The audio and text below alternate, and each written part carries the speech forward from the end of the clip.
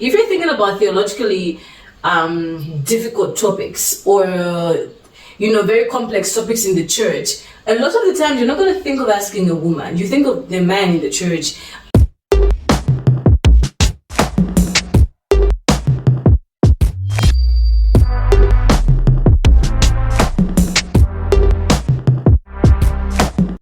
Hi there, how you doing? Chipego here. Welcome to my book ranting corner of the internet. I haven't reviewed a book on here this year, and I decided I might as well review two this time. Yay! Starting with a bang.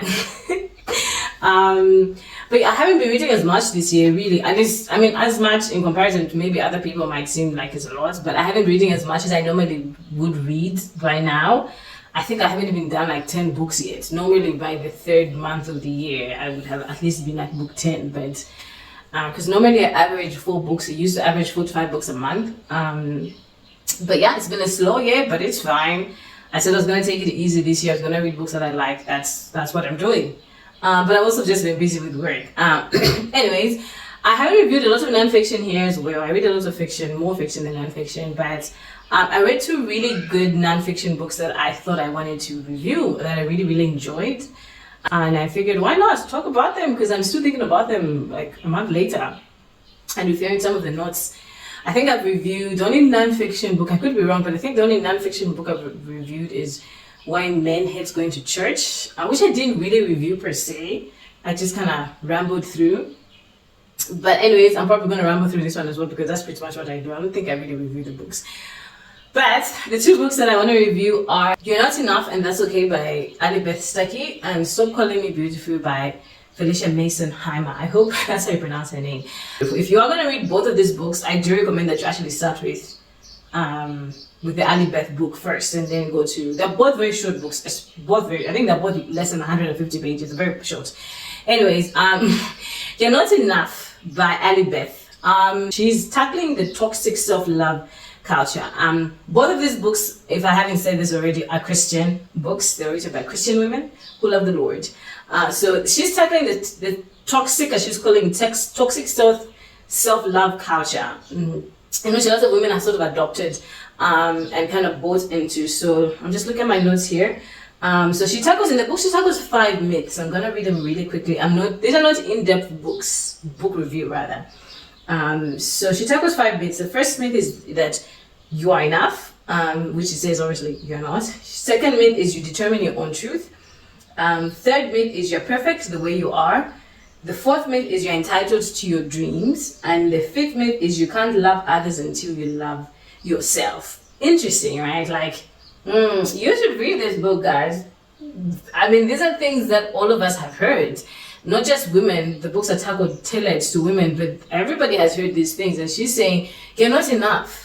You really can't do it all. You're not super mom, you're not super woman, you're not super sibling, you're not super daughter, you're not super friend. You can't do it all.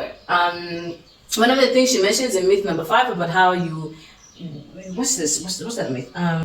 You're entitled to your dreams. She's talking about how, sometimes this idea that you should feel a certain way towards work. She's talking about work a bit here. She says how, you don't have your work, you don't have to love your job to find it meaningful, in a sense. And I'm guessing by love here, she's kind of talking about the emotions that kind of feel that attached to that emotion, that word. How we're always talking about, oh no, I don't like to go into work, I wake up really was complaining. Like, your job can be meaningful and fulfilling. And you don't have to attach a certain dopamine vibe to it or attachment to it. And the world is not revolved around you. It's not about you. It's not about me. Oh, I have to be whole, I have to be complete before I can, No, you work through life as you change and evolve and improve and get better, slowly, step by step, leaning onto Christ, because he's the ultimate goal and he's the ultimate prize. You look at him, you focus on him, and everything falls into place. All these issues, struggles that you might have will fall into place if you just look at scripture. Now we're going to the second book, because I feel like if I start going a little bit more into what ALLIE says, I'm going to the second book. The second book is tackling this idea of beauty, feminine, shallow naiveness that is in the church, right? A lot of the female conferences, women-led conferences, are just very superficial. They're not theologically sound. If you're thinking about theologically difficult topics, or very complex topics in the church, a lot of the times you're not going to think of asking a woman. You think of the man in the church. If you're thinking of a woman, then she has to be like a pastor or some type of teacher in some context, right?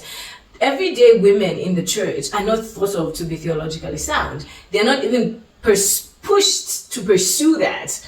And PHYLICIA is saying you've got to stop looking at just the superficial. It's not enough for you to just be like, oh, I'm beautiful and that's fine. You look pretty, you look whatever.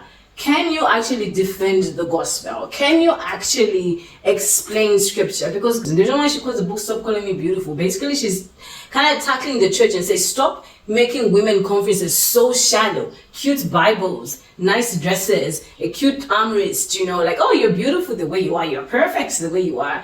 Without actually tackling the struggles that a lot of these women struggle with. If they are wrestling, they are struggling, they are dying, spiritually, because they don't know how to handle, how to expound certain things. They're reading the scripture and they see nothing. The Bible doesn't come alive. How many times have you read this Bible? I know I have, and it's just like, I don't get it. Yeah, like, what's happening here?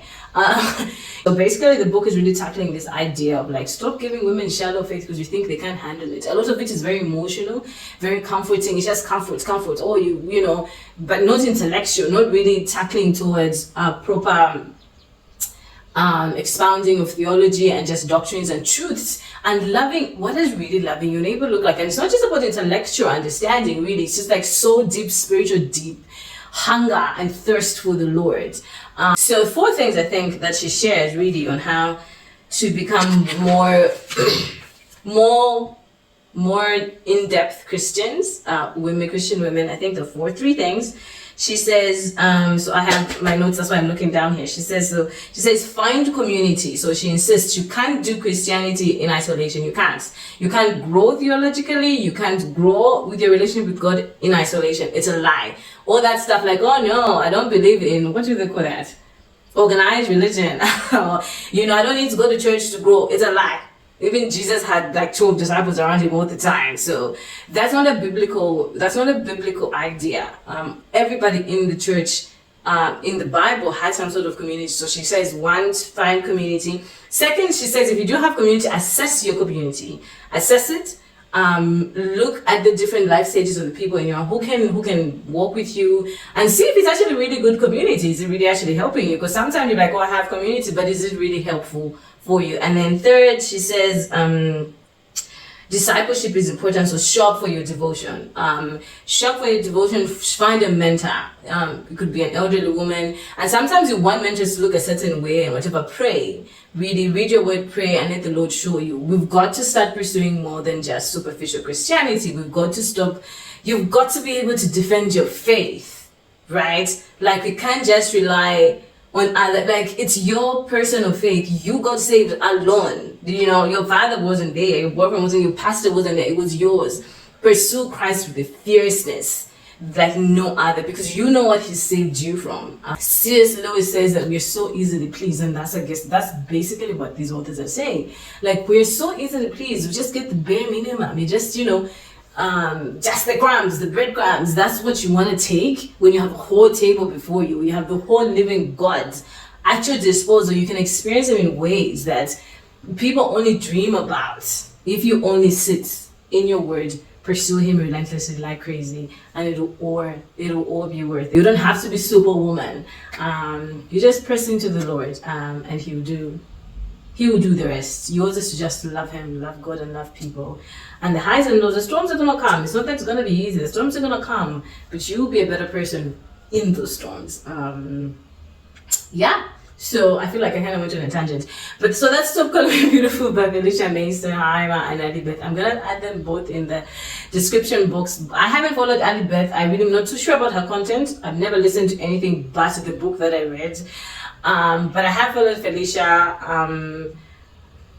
I'd have her podcast as well, which has very, very good sound stuff. Yeah.